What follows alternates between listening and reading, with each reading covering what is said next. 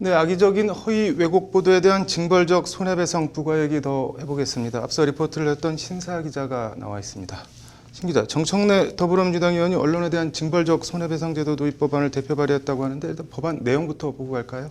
네, 이 법안의 정식 명칭은 네. 언론 중재 및 피해 구제 등에 관한 법률 일부 개정 법률안입니다. 네. 줄여서 언론중재법이라고 하는데요. 네. 지난달 9일 발의가 됐고 개정안 내용 자체는 좀 간단합니다. 네. 이 법의 제30조 손해배상 조항 1항은 언론 등의 고의 또는 과실로 인한 위법 행위로 인해서 재산상 손해를 입거나 인격권 침해 또는 네. 그 밖에 정신적 고통을 받은 자는 그 손해에 대한 배상을 언론사 등에 청구할 수 있다라고 적시를 하고 있습니다. 네. 이제 여기에 이제 제30조 2 손해배상 책임 조항을 또 신설을 했는데요. 네. 이 내용을 들여다보면 법원은 언론사가 악의적으로 제30조 제1항에 따른 인격권을 침해한 행위가 명백하다고 판단되는 경우에는 네. 이제 손해액의 3배를 넘지 않는 범위에서 손해배상을 법원이 명할 수 있다라고 명시를 하고 있습니다. 네. 쉽게 말해서 정신적 피해에 대한 위자료가 이제 5천만 원 정도 된다라고 이제 법원이 손해배상액을 산정을 하면 네. 그 3배인 1억 5천만 원까지 부과할 수 있도록 하자 이런 내용입니다. 네.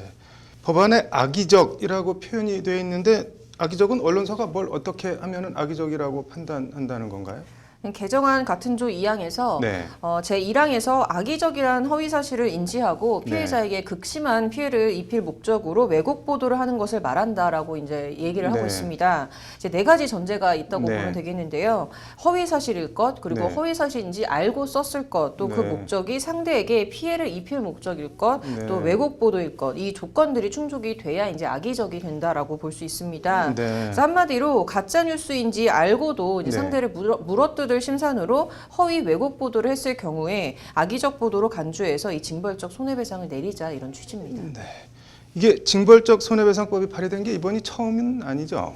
네, 2004년과 또 2012년 네. 두 차례 법안이 같은 취지의 법안이 발의가 된 바 있습니다. 네. 이제 언론 재갈 물리기라는 언론 단체 등의 반발에 좀 번번이 무산이 돼서 폐기가 됐는데요. 네. 눈에 띄는 거는 이제 이번에 법안을 대표 발의한 이제 정청래 의원이 지난 네. 2012년도에도 좀 같은 취지로 이렇게 법안을 발의를 했었습니다. 네. 낙천이나 낙선되지 않고 당선돼서 국회로 살아오면 네. 거의 어김없이 이 언론중재법 개정안을 발의를 했던 건데요. 네. 정 의원은 이 개정안을 대표 발의하면서 네. 이제 미국의 경우 위법성, 의도성, 또 악의성이 명백한 경우에 언론에 대한 징벌적 손해배상 제도를 통해서 피해자를 보호하고 있다면서 언론의 이런 악의적 보도로 인격권이 침해된 경우에는 이 징벌적 손해배상 제도를 도입을 해서 네. 실효성 있는 구제 제도를 확립하고자 함이라고 법안 제안 이유를 밝혔습니다. 이 정청래 의원과 직접 통화를 했죠. 뭐라고 하던가요? 네, 이제 언론에 대한 징벌적 손해배상법 발의와 관련해서 이 정 네. 의원은 몇몇 언론들이 아니면 말고식 허위 보도 그리고 가짜 뉴스로 피해자에게 손해를 일으키고 언론에 대한 국민 신뢰를 저하시키고 있다, 심각하다라고 목소리를 당시에 높였습니다. 그러면서 정청래 의원은 기사에 대한 책임 의식을 높이고 또 긴장감을 줄 수 있는 제도적 변화가 있어야 한다라고 발의 배경을 설명했는데요. 최근 여론조사를 봐도 허위 조작, 가짜뉴스를 보도한 언론사에 대한 징벌적 손해배상제 도입의 81%가 국민이 찬성하는 것으로 나타났다면서 이번에는 법안이 꼭 통과되어야 한다라고 강조했습니다. 네. 8년 만에 법안을 다시 발의한 건데 찬성하는 쪽 의견을 좀 들어볼까요? 일단 찬성 쪽 의견은 여러 네. 차례 좀 언급이 됐지만 네. 언론이 이제 좀 아니면 말고식 또 네. 나아가서 목표와 의도를 가지고 악의적으로 이제 상대를 물어뜯고도 제대로 책임을 지지 않는다라는 인식이 좀 저변에 깔려 있습니다. 네. 그리고 일단 한번 그런 이제 허위 왜곡 보도가 나가면은 네. 이제 스노우볼 이펙트, 우리말로 이제 눈덩이 효과라고 네. 해서 이제 피해가 좀 걷잡을 수 없이 확산이 되는 건데요. 네. 이제 이를 방지하기 위해서 애초 이런 악의적이고 허위 왜곡 보도를 못 쓰게 이른바 좀 위하력을 부과를 해야 되고 네. 그 수단으로 징벌적 이 손배제가 도입되어야 한다라는 것이 찬성 쪽 의견입니다. 뭐 어떻게 반대쪽 의견은 표현의 자유 억제 뭐 이런 걸 텐데 어떤가요? 네, 그렇습니다. 이제 말씀하신 대로 이 언론에 대한 징벌적 손해배상 네. 제도는 이제 헌법적 가치인 이 언론의 자유를 본질적으로 침해를 해서 네. 이제 언론 활동을 크게 위축시킬 수 있다라는 것이 좀 기자협회나 언론 단체 등의 좀 지적입니다. 네. 이제 기자협회는 또 뭐 이런 악의적인 보도, 또 왜곡 보도 같은 네. 단어가 실체적인 개념이 또 불분명하고 네. 이게 뭐 악의적이라는 게 객관적 기준이 없어서 자의적 판단이나 뭐 공정성 침해 등 부작용이 있다. 된다라고 지금 반발을 하고 있는 상황입니다. 네. 네, 한국기자협회와 한국신문협회 그리고 네. 한국신문방송인 편집인 협회 등 이 언론 3개 단체는 네. 현재 이제 이 같은 의견을 문화체육관광부에 전달을 해놓은 상태입니다. 뭐 찬반 양측 의견이 팽팽하네요.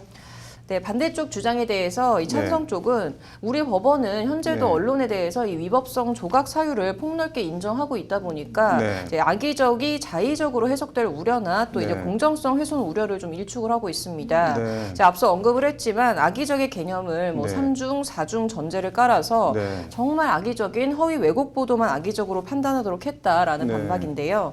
이 악의적 왜곡 보도로 인한 개인과 사회가 입는 혼란 그리고 네. 피해와 언론 자유 보장이라는 법익과 비교했을 때 네. 결코 이게 떨어지지 않는다라는 게 찬성 쪽의 주장인 겁니다. 네. 근데 그럼에도 반대쪽은 지금도 정정 보도라든지 뭐 네. 명예훼손 그리고 손해배상 청구를 통해서 피해가 있다면 구제받을 네. 수 있는 수단이 있는데 여기에다가 이렇게 징벌적 손배제까지 입히는 건 좀 과잉 규제, 과잉 입법 아니냐 또 이렇게 네. 또 팽팽히 맞서고 있는 상황입니다. 네.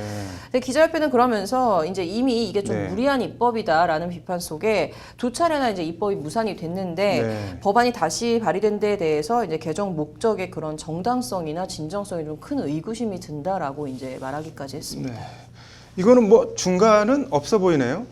네, 뭐 일단 영국 옥스퍼드대 부설 로이터 저널리즘 연구소가 발간했던 이 디지털 뉴스 리포트 2020에 따르면 네. 이제 우리나라는 조사 대상 40개 나라 가운데 네. 언론 신뢰도가 이제 21%로 굉장히 낮은 비율을 차지를 했습니다. 네. 이제 지난해에도 22%로 최하위를 기록했는데요. 네. 이 로이터 저널리즘 연구소 보고서를 무조건 뭐 믿어야 되는 건 아니지만 우리 언론들이 누리는 자유와 권한에 비해서 뭐 이제 네. 그만큼 신뢰를 받고 있냐 좀 이런 것에 대해서 좀 네. 돌아봐야 되는 것은 좀 분명한 것 같고요. 네. 일단 징벌적 손해배상 관련해서는 이 개정법의 명확성 그리고 구체적 확보를 전제로 언론 환경 개선을 위해서는 좀 필요하다 이런 의견도 있습니다. 네. 이제 다만 언론사에 대해서 이런 무차별적 소송 남발을 막기 위해서는 네. 이제 영국의 부당소송 금지법처럼 네. 이제 좀 상대를 괴롭히기 위해서 지속적이고 또 악의적으로 소송을 계속하게 남발을 하는 경우에 네. 법원이 이런 소제기 자체를 금지하는 이 사전 소송 금지 명령을 내릴 수 있도록 하는 방안도 좀 그 대안으로 제시가 되고 있기도 합니다. 네. 이제 그리고 또 힘 있는 사람들이나 기관들이 네. 이제 언론의 재갈을 물리려고 이른바 이런 봉쇄 소송 같은 것을 냈다가 반소가 인정되는 경우 네. 이제 거꾸로 소송을 낸 쪽에 징벌적 손해배상을 물리는 방안도 좀 거론이 되고 있고요. 네. 이제 어떤 경우든 이런 법안 도입의 궁극적 목표는 네. 이제 언론에 대한 제재나 이제 징벌이 아니라 언론 환경 개선이라는 점에는 뭐 다 같이 인식을 하고 있는 것 같습니다. 뭐 언론도 언론이지만 언론법 적용 안 받는 유튜브들 개인 채널들 이것도 좀 어떻게 규제할 방법을 좀 찾아 같이 논의해 봐야 될 것 같네요. 오늘 잘 들었습니다.